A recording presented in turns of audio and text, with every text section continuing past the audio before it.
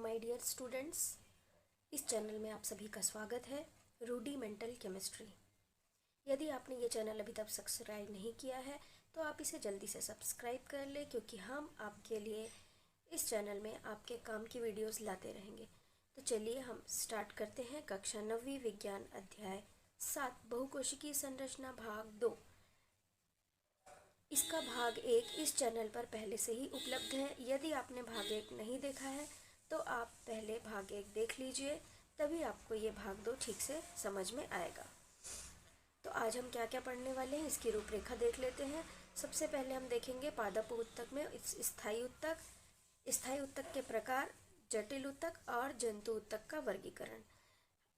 जो प्रविभाजी ऊतक है वो हम पिछले वीडियो में ऑलरेडी आपको पढ़ा चुके हैं। तो चलिए शुरू करते हैं। स्थायी ऊतक। प्रविभाजी ऊतक ही वृद्धि करके विभेदित होकर विशिष्ट कार्य करने लगते हैं और अपनी विभाजन क्षमता खो देते हैं। इस प्रकार वे स्थायी ऊतक में बदल जाते हैं। अर्थात यदि हम परिभाषा दें तो इसकी परिभाषा में मुख्य बात यह है कि स्थायी ऊतक में विभाजन क्षमता नहीं होती है या तो बहुत ही कम होती है। यहाँ पर आप जो ये चित्र देख रहे हैं, ये पहला वाला, ये प्रविभाजी ऊतक है जिसमें विभाजन की क्षमता है, परंतु ये जो कालांतर में कुछ समय पश्चात ये वृद्धि विकास करके विशिष्ट प्रकार के कार्य करने लगते हैं। अर्थात इनमें श्रम विभाजन हो जाता है, इनको काम दे दिया जाता है कि आपको यही काम करना है। तो इस प्रकार ये स्थायी ऊतक में बदल जाते हैं। स्थायी ऊतक कई प्रकार के होते हैं। पूरा टेबल आपको पिछली वीडियो में मिल जाएगा कि जब पादप ऊतकों का वर्गीकरण कैसा था। तो उसमें एक प्रकार है सरल ऊतक। सरल ऊतक को पुनः 2 भागों में बांटा गया है। एक है त्वची ऊतक। त्वची ऊतक जो होते हैं उनके बीच में अंतर कोशिकीय अवकाश अर्थात स्थान नहीं पाया जाता और इनकी कोशिकाएं आपस में बहुत सटी हुई होती हैं। ठीक वैसे ही जैसे आप लोगों ने देखा होगा कि फर्श पर जो टाइल्स लगाया जाता है तो टाइल्स जो है वो चपटा होता है और आपस में सटा कर लगाया जाता है। इनके बीच में कोई खाली जगह नहीं छोड़ी जाती। यहाँ पर आप चित्र में देख सकते हैं, ये जो बना हुआ है ये त्वचीय ऊतक, जिसे हम उपकला ऊतक के नाम से भी जानते हैं, और ये बाह्य आवरणों में पाया जाता है। ये जो चित्र है ये पत्ती के निचले परत का चित्र है और इसमें आप देख सकते हैं कि इसमें रंध्र भी दिखाई दे रहे हैं। अगला होता है स्थायी ऊतक का ही दूसरा प्रकार सरल ऊतक। सरल ऊतक के जो 2 प्रकार हैं, जिसमें पहला अभी हमने पढ़ना था त्वची ऊतक, दूसरा है भरण ऊतक। भरण ऊतक जो है यह ऊतक समरूप कोशिकाओं से बना होता है। समरूप कोशिकाएं मतलब ऐसी कोशिकाएं जिनकी उत्पत्ति और रचना एक समान ही है, अलग अलग कोशिकाएं नहीं है। यह निम्नलिखित प्रकार की हो सकती है: मृदूतक, स्थूल कोणोत्तक और दृढ़ोत्तक। तो यहाँ पर हम देख लेते हैं। सबसे पहले मृदूतक पैरेन्काइमा। यह अत्यंत सरल प्रकार का स्थायी ऊतक होता है। इस ऊतक की कोशिकाएं जीवित होती हैं, गोलाकार, अंडाकार, बहुभुजी या अनियमित आकार की हो सकती हैं। मतलब इनकी जो कोशिकाओं का आकार है वो विभिन्नता लिए हुए हो सकता है। इस ऊतक की कोशिका में सघन कोशाद्रव्य और केंद्रक पाया जाता है। इसकी कोशिका भित्ति पतली होती है, सेलुलोज से बनी होती है और कोशिकाओं के बीच अंतर कोशिकीय स्थान रहता है। आप लोग ध्यान दीजिएगा, त्वची ऊतक जो आपको बताया गया था उसमें अंतर कोशिकीय स्थान नहीं था। और यहाँ पर एक बड़ी रसधानी भी पाई जाती है। यह नए तने जड़ पत्तियों के एपिडर्मिस कॉर्टेक्स में पाई जाती है। कुछ मृदूतक में क्लोरोफिल भी पाया जाता है। जब इसमें क्लोरोफिल पाया जाने लगता है तो यह प्रकाश संश्लेषण कर सकता है और इसका नाम बदल के क्लोरेन्काइमा हो जाता है। यहाँ पर आप देखिए, ये पैरेन्काइमा का चित्र बना हुआ है। गोलाकार अंडाकार कोशिकाएं हैं, बीच बीच में खाली स्थान भी आपको दिखाई दे रहा है। और जब इसमें क्लोरोफिल पाया जाने लगता है तो इसका नाम बदल के क्लोरेन्काइमा हो जाता है। कुछ जो जलीय पौधे होते हैं उनमें तैरने के लिए गुहिकाएं पाई जाती है। अगर आप जलीय पौधे के जड़ या तनों को काटेंगे तो आपको वो छूने में स्पंजी महसूस होंगे, बीच बीच में खाली स्थान दिखाई देगा। ये देखिए, यहाँ पर एरेन्काइमा या वायु ऊतक का चित्र भी दिखाया गया है। स्थूल कोणोत्तक, जिसे क्यूलेन्काइमा के नाम से जाना जाता है, इस ऊतक की कोशिकाएं केंद्रकयुक्त लंबी अंडाकार या बहुभुजी होती हैं, जीवित रहती हैं, रसधानी युक्त होती हैं। इसमें हरित लवक भी पाया जाता है।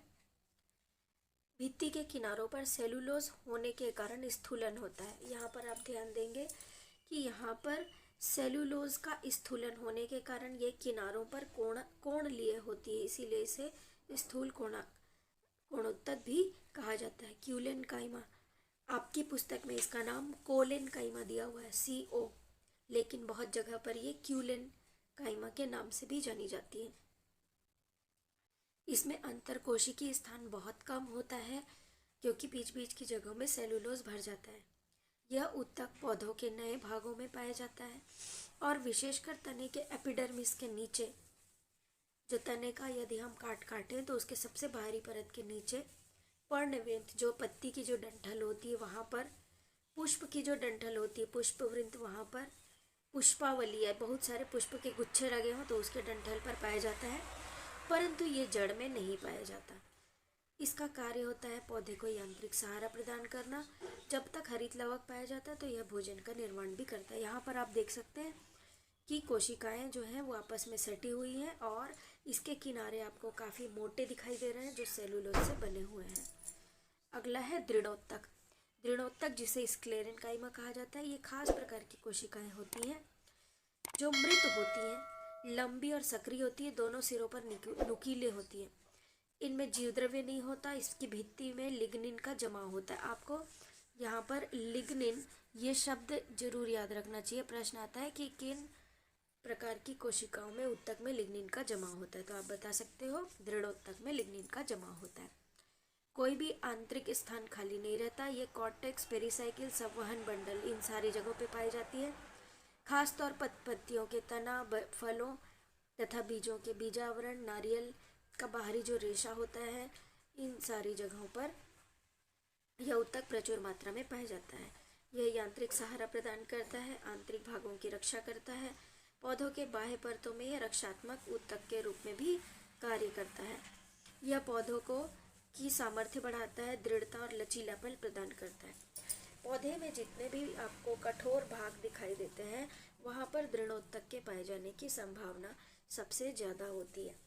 जैसे कि नारियल का जो बाहरी छिलका रहता है वो बहुत ही कड़ा रहता है, ऐसे ही अमरूद के बीजों का जो आप देखेंगे तो अमरूद के बीज भी काफ़ी कड़े होते हैं। नाशपाती जब आप खाते हैं, अनानास जो खाते हैं तो उसमें जो कड़ा वाला भाग रहता है वहाँ पर भी दृढ़ोत्तक के पाए जाने की संभावना। अगला है स्थायी ऊतक के प्रकार। स्थायी ऊतक के प्रकार में पहला प्रकार हमने सरल ऊतक पढ़ लिया, जिसके अंतर्गत त्वची ऊतक और भरण ऊतक पढ़ा। अब इसके बाद अगला है जटिल ऊतक। जटिल ऊतक ऐसे ऊतक होते हैं जो 2 या 2 से अधिक प्रकार की कोशिकाओं से बने होते हैं। ये एक इकाई के रूप में एक साथ कार्य करती। कहने का अर्थ यह है कि ये भले ही अलग अलग प्रकार की कोशिकाओं से बने होते हैं परंतु ये कार्य एक जैसे ही करते हैं। ये जल, खनिज, लवण, खाद्य पदार्थों को पौधों के विभिन्न अंगों तक पहुंचाने का काम करते हैं। ये 2 प्रकार के होते हैं, जाइलम जिसे हिंदी में दारू भी कहा जाता है तथा फ्लोएम जिसे बास्ट के नाम से भी जाना जाता है, पर आपकी पुस्तक में जाइलम और फ्लोएम शब्द का ही इस्तेमाल किया गया है।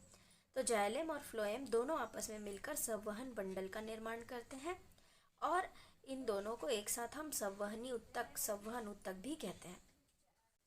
जाइलम के बारे में पढ़ लेते हैं। यह पौधों के जड़, तना, पत्तियों में पाया जाता है। इसे हम चालन ऊतक भी कहते हैं। यह 4 प्रकार के तत्वों से मिलकर बना होता है। 4 प्रकार के तत्व अर्थात 4 प्रकार की अलग अलग कोशिकाएं। वाहिनिकाएं जिसे ट्रैकिड्स कहते हैं, वाहिकाएं वेसल्स, जाइलम तंतु और जाइलम ऊतक यानी कि जाइलम पैरेन्काइमा। फ्लोएम जो होता है ये जाइलम के समान फ्लोएम भी जड़ में, तना में, पत्ती में पाया जाता है। यह पत्तियों के द्वारा तैयार भोज्य पदार्थ को पौधों के विभिन्न भागों तक पहुंचाने का काम करता है। एक खास बात आप लोगों को यहाँ पे ध्यान रखना चाहिए कि जाइलम जो है वो जल, खनिज और लवण को पहुंचाने का काम करता है, जबकि फ्लोएम जो है वो भोज्य पदार्थ को विभिन्न भागों तक पहुंचाने का कार्य करता है। ये भी 4 प्रकार के तत्वों से अर्थात 4 प्रकार की कोशिकाओं से बना होता है। चालनी नलिकाएं, सहकोशिकाएं, फ्लोएम तंतु और फ्लोएम पैरेन्काइमा। यहाँ पर आप चित्र देख सकते हैं। यदि हम तने की काट काटें तो किनारे के भागों में जाइलम और फ्लोएम मौजूद होते हैं। जाइलम अंदर की तरफ और फ्लोएम बाहर की तरफ।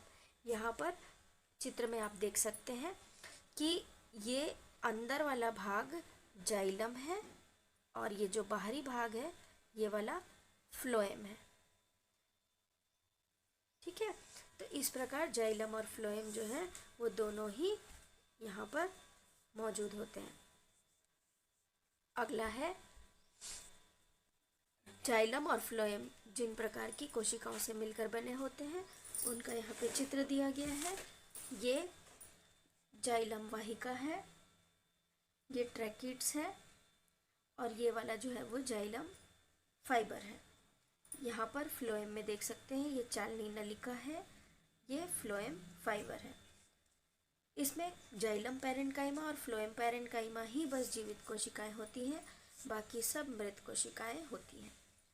जंतु ऊतक भ्रूणीय विकास, संरचना और कार्यों में समान कोशिकाओं के समूह या परतों को हम ऊतक कहते हैं और इसका अध्ययन जो है वो औतिकी कहलाता है। इटली के वैज्ञानिक मार्सेली मेल्पिगई ने जीव विज्ञान की वह शाखा स्थापित की थी, लेकिन इसे हिस्टोलॉजी का नाम जो है वो मेयर ने दिया था। टिश्यू शब्द का सबसे पहला उपयोग बाइकाट ने किया था। ये कुछ यहाँ पे इम्पोर्टेंट लाइंस दी हुई है, ये आपकी पुस्तक में नहीं है, आप इसे कहीं पे नोट कर सकते हैं, ये काफ़ी महत्वपूर्ण है। इसके बाद ये जो टेबल यहाँ पर जंतु ऊतक का बना हुआ है, जिसके अनुसार कार्यों के आधार पर जंतु ऊतक को 4 प्रकार में बांटा गया है। एक है त्वचीय ऊतक, दूसरा है संयोजी ऊतक, तीसरा पेशी ऊतक और तंत्रिका ऊतक। इस वीडियो में हम केवल त्वचीय ऊतक और तंत्रिका ऊतक देखेंगे। ये बीच के संयोजी और पेशी ऊतक हम अगली क्लास में पढ़ेंगे। तो जंतुओं में पाए जाने वाले ऊतक को 4 प्रमुख श्रेणियों में बांटा गया। पहला त्वचीय ऊतक, जिसे हम उपकला ऊतक या एपिथेलियल ऊतक के नाम से भी जानते हैं। दूसरा संयोजी ऊतक, तीसरा पेशी और चौथा तंत्रिकी ऊतक। तो त्वचीय ऊतक या जिसे हम उपकला ऊतक भी कहते हैं, यह जंतु शरीर को बाहर से ढकता है, समस्त खोखले अंगों को भीतरी भाग से ढकता है, अर्थात ये बाहरी आवरण बना रहा है, आंतरिक और बाहरी आवरण। रुधिर वाहिनियों की भीतरी सतह ऐसी ही ऊतक है जिसे अंतःस्तर कहते हैं। उपकला ऊतक का जो मुख्य कार्य है वो रक्षण, शोषण और श्रावण करना होता है। इसकी कोशिकाएं कई प्रकार की हो सकती हैं। क्यूबॉइडल यानी कि घन के आकार की, चपटी हो सकती हैं जिसे हम स्क्वैमस कहते हैं। कॉल्यूमिनर यानी कि खंभे के आकार की लंबी लंबी कोशिकाएं हो सकती हैं। स्ट्रेटिफाइड अर्थात एक के ऊपर एक के ऊपर एक कई परतों के रूप में भी हो सकती है। यहाँ पर आप चित्र देख सकते हैं। तंत्रिका ऊतक जो होता है ये तंत्रिका कोशिकाओं से और उनके प्रवर्धित तंतुओं से मिलकर बना होता है। इसे हम न्यूरॉन भी कहते हैं। न्यूरॉन ही तंत्रिका ऊतक की कार्यात्मक और संरचनात्मक इकाई है। न्यूरॉन को हम तंत्रिका कोशिका के नाम से भी जानते हैं। यह विद्युत रासायनिक संकेत के द्वारा कार्य करता है और इसका मुख्य कार्य जो है वो सूचनाओं का आदान प्रदान करना है। यहाँ पर आप चित्र देख सकते हैं। ये जो है कोशिका का ये मुख्य भाग है और ये इसका अक्ष होता है और ये आपके शरीर की सबसे लंबी कोशिकाएं होती हैं। ये कई मीटर तक लंबी हो सकती हैं। आज के लिए इतना ही। अगले वीडियो के टॉपिक्स होंगे संयोजी ऊतक, उनके प्रकार और कार्य, पेशीय ऊतक, उनके प्रकार और कार्य, ऊतकों के कार्य, ऊतकों की संरचना और कार्य में संबंध। So thank you, keep watching, हमारे साथ बने रहिए, चैनल को सब्सक्राइब करना ना भूलें ताकि अगली क्लास का अपडेट आपको मिलता रहे। Thank you, have a nice day.